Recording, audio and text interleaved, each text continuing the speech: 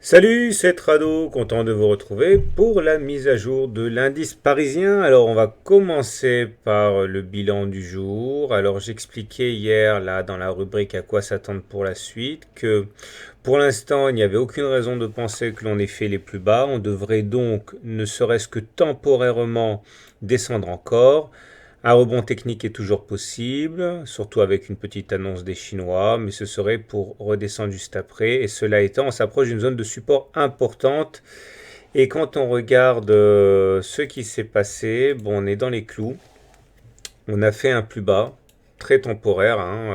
On a gagné, enfin on a perdu, on a été en négatif très peu de temps, hein, puisque au plus bas de la séance, on était à 4312 sur la séance de lundi, et aujourd'hui au plus bas on est allé à 4305, donc on a fait un plus bas mais on a rebondi effectivement, et on a rebondi, mais ce qui m'embête un petit peu c'est qu'on a épuisé le potentiel haussier que l'on pouvait se fixer avec la réintégration des Bollinger. Je vous rappelle comment ça se passe, hein, vous savez très bien, quand on réintègre les Bollinger, on va chercher la M7, c'est très souvent le cas.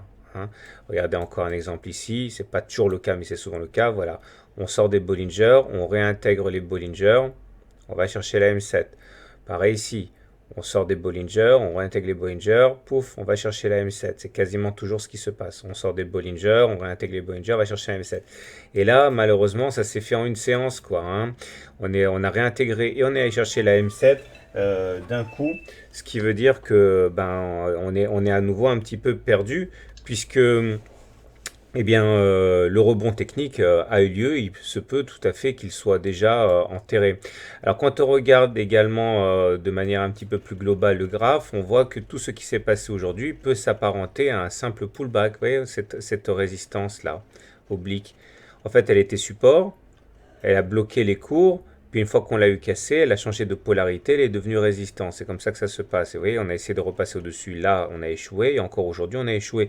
Donc, à proprement parler, ce à quoi on assiste aujourd'hui ne peut être qu'un rebond technique si on n'a pas de chance. Hein, surtout que la tendance technique est toujours baissière. Maintenant, regardons un petit peu les indicateurs techniques.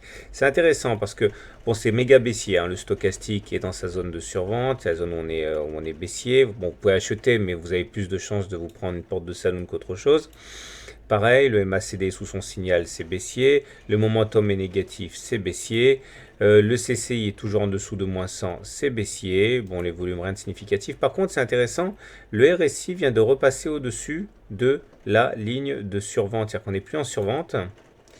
Et ça veut dire que en repassant au-dessus, comme ça, la dernière fois que c'est produit, c'était là.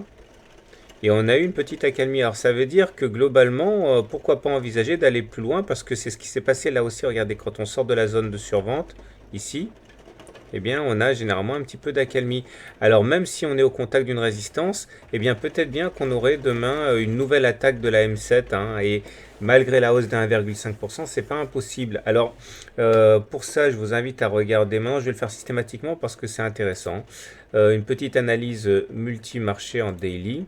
Et là, vous voyez quelque chose qui est intéressant, c'est que la configuration à laquelle on assiste sur le CAC, qui est venu chercher sa M7, sur le DAX, qui est venu chercher la M7, et sur l'Eurostock, qui est allé chercher sa M7. Par contre, là, ce qui se passe actuellement sur l'SP500, hein, notre boss à tous, eh bien, montre que on n'est pas encore allé chercher la M7. Donc, il y a réintégration des Bollinger, mais pas encore retour sur la M7. Ça veut dire que si demain on devait continuer à monter pour aller chercher la M7 selon la règle traditionnelle sur le SP500, ça pourrait être contagieux et provoquer une reprise de la hausse pour demain.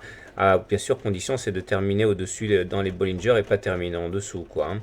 Donc, moralité de l'histoire, et c'est cela que je voudrais dire.